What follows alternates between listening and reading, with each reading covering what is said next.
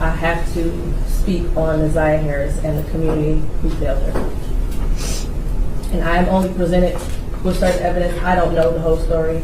The attorneys know more than me, the family knows more than me. But from what I have heard over the last 4 days and 5 days total, is that several people failed her. I don't know where her mother is. I don't know anything other than that she was forced to live in a home where she was not protected or given the adequate attention and love.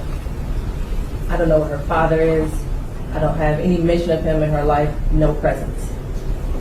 To Cordell, aka King, and all the men who saw Jarvis Butts hanging out and always around these young girls, including Ziyah, and his 9-year-old daughter going up to the shop to clean up his shop. The school counselor who never showed up, or the person who was supposed to show up if that counselor was absent, after Ziyah was on the floor on the day she went missing, saying that she needed to speak to someone and speak to a counselor. There's no mention of CPS, but I wonder what their involvement was over the years, because this was not just a one-year thing. There are text messages at least from 2022. To her adoptive grandmother, Annette Harris, whose testimony, in my opinion, was very questionable.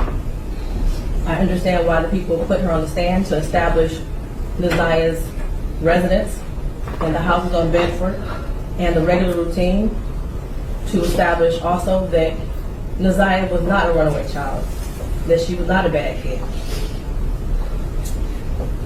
I do believe she adopted Ziyah. I do believe that she had 6 kids in the house. I believe that Ziyah had on a dark hoodie the day she went missing, and that she had on red and black Nikes that day.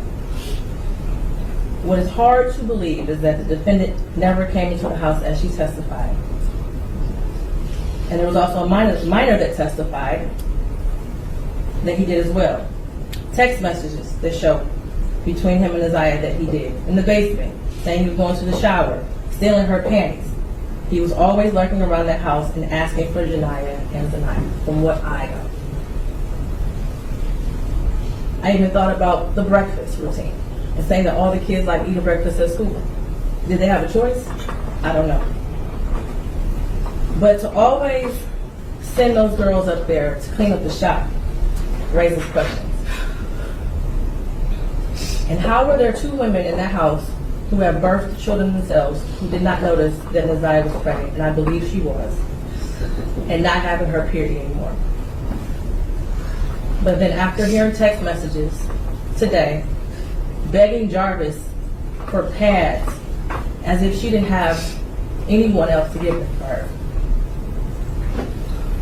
And what stood out the most was when Annette Harris stood on the stand, and she learned around 6 p.m. that Ziyah did not come home from school, and said she looked around for her and decided to wait until the next morning to call the police. Without a tear, without emotion, or any expression of being devastated. And to her Aunt Shannon, who also showed no emotion, expression of being devastated from Ziyah going missing. She stated that she had friends help look for Ziyah, but was directed to just wait until the morning to call the police. A grown woman who likely suspected something strange going on didn't feel the need to call the police either. They were both able to go to sleep at night without hearing from Ziyah or having any indication that she was coming home that night. And of course, the defendant, who I will get to in a minute. I don't know who else failed Ziyah, but the community did. As far as the people establishing probable cause, I will focus on count 1, as it's been stated that there is no contention with counts 2 and 3. In count 3, I will amend based off of the motion and the testimony I heard that Ziyah was 12 and not 13 at the time that Jarvis Butts had sexual intercourse with her. The prosecution is correct. You do not have to have a body to establish first-degree premeditated murder. It would have been a much shorter exam had her body been found, but this is where we are. In the last 365 days, no text messages. We all heard today and yesterday that she was very active and frequently texted. No social media for you. We heard through testimony that she was also active on social media. No phone calls, which she was also able to do according to testimony. No physical sighting of her by anyone. She never came back to school. No one has seen her. Medical records dated from July 2014 to October 2023 indicated that she had no life-threatening medical issues that would lead to a natural cause of death. The black hoodie found in the area of 7 Mile Bird with her DNA and blood on it. The holes in the hoodie consistent with some sort of struggle, violence, or weapon being used. And we know that there were no holes in that hoodie when she wore it to school. We saw a picture of her in a black hoodie on her last day that everyone saw her. I do believe her grandma testified truthfully about the sweatshirt that she had on and that it was practically new. And the border agent who said that no evidence of animals would have destroyed the clothing or the shoes to possibly lead to animals tearing up that hoodie. The clear glasses found in the blue Nissan the day after she went missing. The behavior of the defendant when he snatched those glasses. They looked exactly like the glasses she had on in her last picture, according to the witness. The shoes that her brother described as the same shoes that were found also in the area of 7 Mile Bird near the hoodie. While this is still probable cause, the evidence all points to Jarvis Butts. His locations, him being seen with her last, the abortion searches, the abrupt silence between the two of them in text messages, and the constant lies he told throughout the entire investigation. And they were proven to be lies with text messages and other testimony.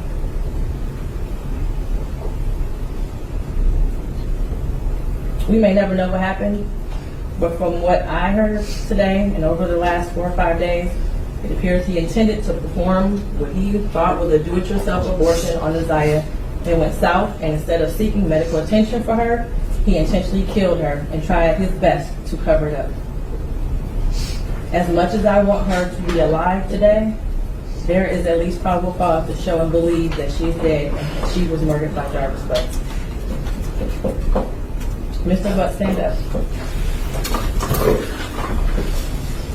You've been sitting over there for 4 days with your head down, sitting between and behind your attorney with your mask on and taking vigorous notes. I want you to pay attention and listen to everything I have to say.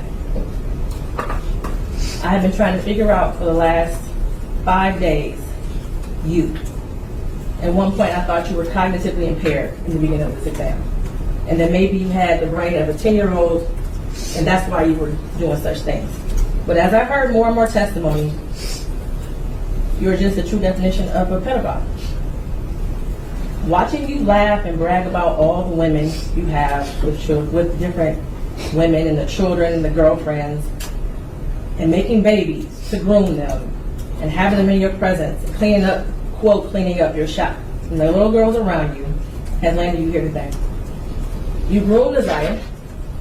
You played mind games with her. We all heard that. You controlled her emotionally.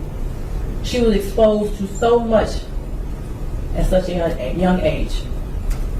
The text messages between you two were disgusting to hear. And to think that she had you saved in her phone as bae for life. Ziyah deserves so much more. And while I mentioned other people that failed her, Jarvis Butts, you are the monster in this whole picture. She did deserve love from her parents and everyone who was in her life. She was ignored, she was neglected, and you took complete advantage of that. She wanted someone to love her, and she will never know what that feels like. Your children deserve more.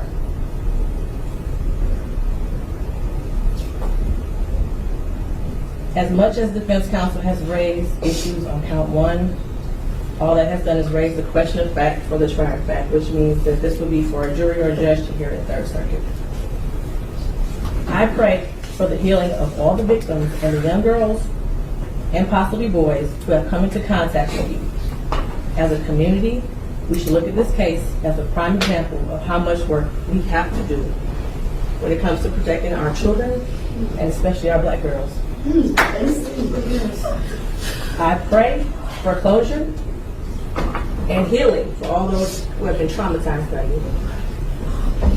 And for you, Jarvis Butts, I wish you a speedy trial and that justice be delivered.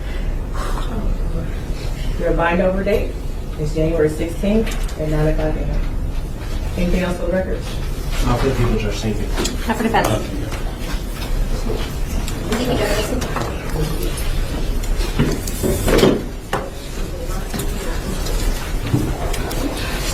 Do the right thing and tell us where she's at, please. I'm sorry, Judge. Just do it, Jarvis. Where is she at, Jarvis? Just tell us. You don't got no reason. Judge,